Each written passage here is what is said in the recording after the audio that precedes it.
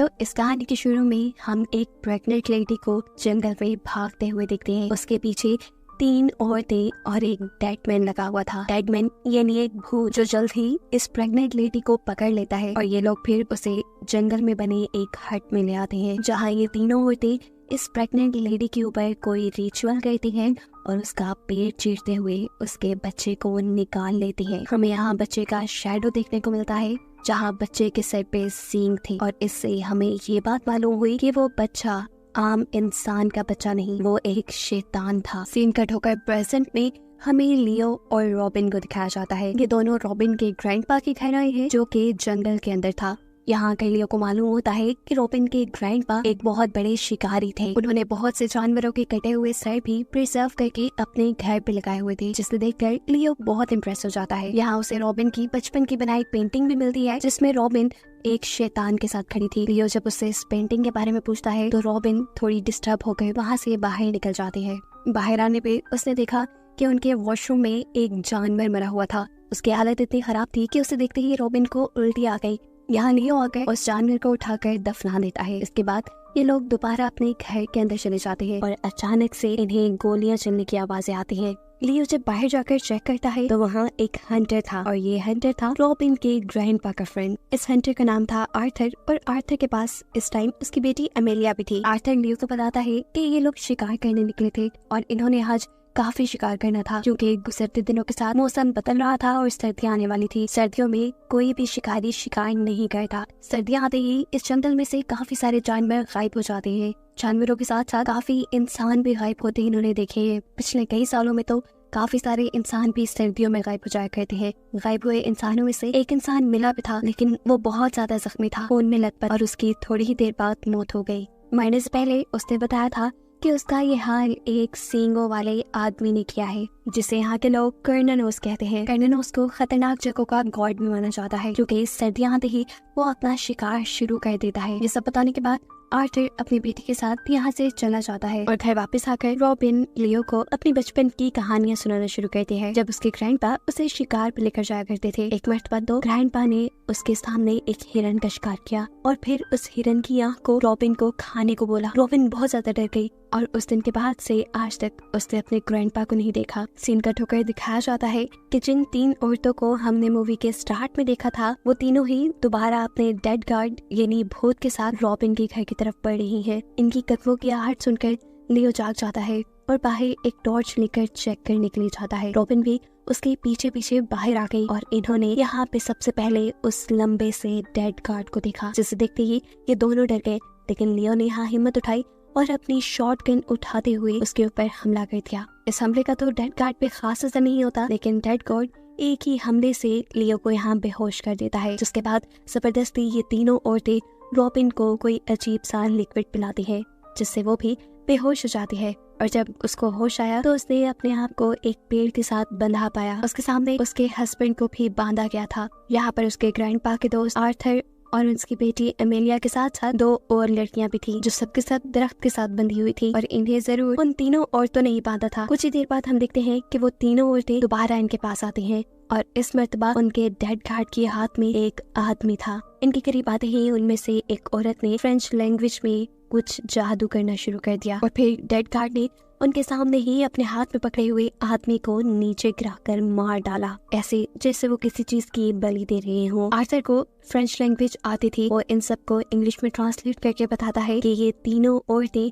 इन सब लोगों को सेक्रीफाइस करने वाली हैं, वो भी कर्ननोस के लिए। इन लोगों के पूछने पर कि ये तीनों औरतें कौन है, उनमें से बड़ी औरत बताती है कि हम तीनों बहनें हैं, हम लोग इस फॉरेस्ट की और यहाँ के जानवरों की हिफाजत करते हैं और हम कर्ननोस की पूजा करते हैं। कर्ननोस हमारा गॉड है, उसने ही इंसानों को शिकार करना सिखाया था। कर्ननोस के पहले शिकार से ही यहाँ पे दुनिया में पेड़ लगने लगे थे। ये औरतें बताती हैं कि कर्ननोस अब दोबारा आएगा और यहाँ इन सब लोगों का शिकार करेगा। ये कहते ही वो सब लोगों को यहाँ से आजाद कर देती है और सब लोगों को जंगल में अलग-अलग डायरेक्शन में भागने को कहती है, क्योंकि कर्ननोस अपने भागते हुए शिकार को शिकार किया करता था। इन लोगों के पास भागने के अलावा कोई और रास्ता भी नहीं था। ये लोग इस जंगल से भी नहीं निकल सकते थे, क्योंकि ये जंगल बहुत बड़ा था। जंगल से बाहर सबसे करीबी गांव भी 3 दिन के फासले पे दूर था। ये लोग जब अलग-अलग हो जाते हैं तो आर्थर अपनी बेटी अमेलिया को ढूंढने लग जाता है, जबकि रॉबिन अपने हस्बैंड लियो को ढूंढने में लग गई थी। लेकिन यहाँ होता उल्टा है, आर्थर को लियो मिल जाता है जबकि रॉबिन को अमेलिया मिल जाती है। लियो आर्थर से यहाँ से बाहर जाने की बात करता है, लेकिन आर्थर बताता है ऐसा मुमकिन नहीं, क्योंकि यहाँ से बाहर निकलने में हमें 3 दिन लग जाएंगे और उससे पहले ही हमें भागता देखकर वो कॉर्नेलियस मार डालेगा। और ये सब तब तक नहीं रुकेगा जब तक कॉर्नेलियस अपने आखिरी शिकार को नहीं मार देता। सीन कट होकर हमें 2 लड़कियों को दिखाया जाता है जिनको उन्हीं की तरह कॉर्नेलियस का शिकार बनाने के लिए यहाँ लाया गया था। वो दोनों यहाँ से भागने की कोशिशों में थी, लेकिन गलती से उनमें से एक लड़की का पाँव एक ट्रैप के ऊपर लग जाता है। ये एक ट्रैप था जो कॉर्नेलियस का लगाया हुआ था और उस लड़की के ट्रैप में पाँव रखते ही कॉर्नेलियस को उसका पता चल जाता है और कॉर्नेलियस दूसरी लड़की के सामने ही उसे मारकर उसे उठाकर यहाँ से ले जाता है और दूसरी लड़की डर कर यहाँ से भाग जाती है।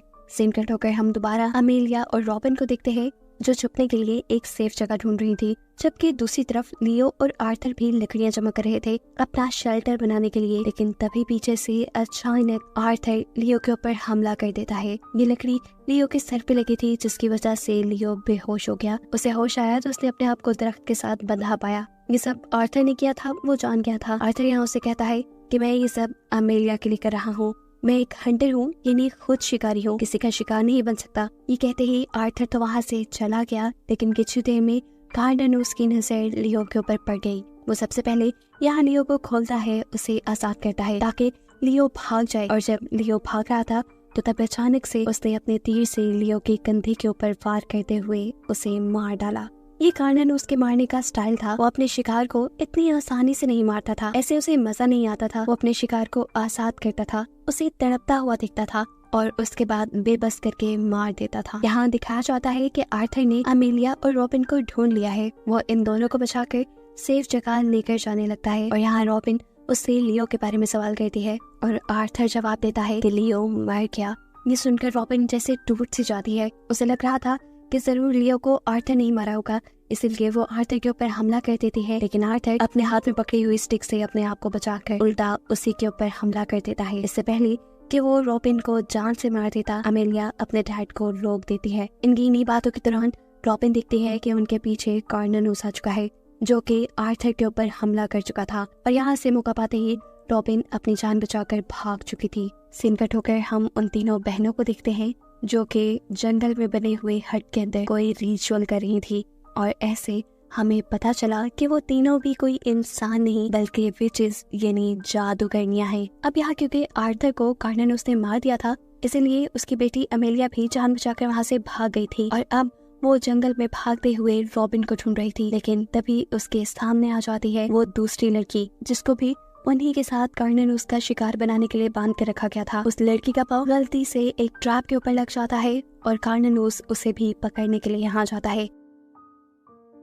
उसे मरता हुआ अमेलिया अपनी नजरों के सामने दिखती है और अमेलिया बचकर यहाँ से भाग जाती है। भागते हुए किस्मत से उसे रॉबिन में मिल गई। ये दोनों मिलकर यहाँ से भागने का रास्ता ढूंढने लग जाती है, लेकिन गलती से अमेलिया का पाँव एक ट्रैप के ऊपर लग जाता है, जिससे कॉर्नेलियस को उनके बारे में पता चल जाता है। कॉर्नेलियस से बचने के लिए ये लोग अक्लमंदी दिखाती हैं, यहाँ से भागती नहीं बल्कि इसी घास के अंदर छुप जाती है। इन्हें जब लगा कि कॉर्नेलियस इन्हें छोड़कर वहाँ से चला गया तो बड़े ही ध्यान से उड़ते हुए ये लोग जब यहाँ से दूर जाने लगी तो एकदम से कॉर्नेलियस ने अमेलिया के कंधे के ऊपर हमला कर दिया। रॉबिन अमेलिया की जान बचाने की कोशिश करती है, लेकिन इतने में कॉर्नेलियस उसके पास आकर उसका गला दबाते हुए उसे बेहोश कर देता है, जिसके बाद वो इन दोनों को उठाकर जंगल के दरमियान बनी उसी हट में ले जाता है जहाँ पर वो विचेस कोई रिचुअल कर रही थी, कोई जादू कर रही थी। इधर आकर वो इन सबसे कहता है कि अमेलिया को मरना होगा, जबकि रॉबिन जिंदा रहेगी और हमेशा के लिए मेरी गुलाम बन के रहेगी।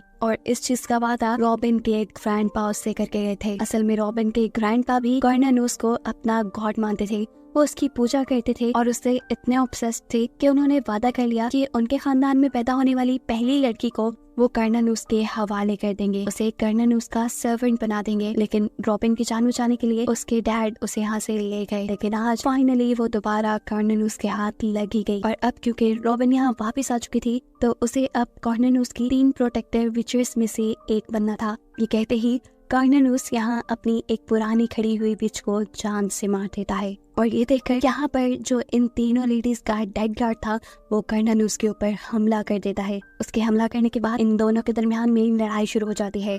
अमेलिया यहाँ से भागने की कोशिश करती है, लेकिन यहाँ खड़ी हुई एक विच उसे पकड़ लेती है और दूसरी विच रॉबिन के पेट में स्टैब कर देती है। इससे पहले कि ये विच पूरी तरह रॉबिन को मार देती, अमेलिया इस विच के कपड़ों में आग लगा देती है।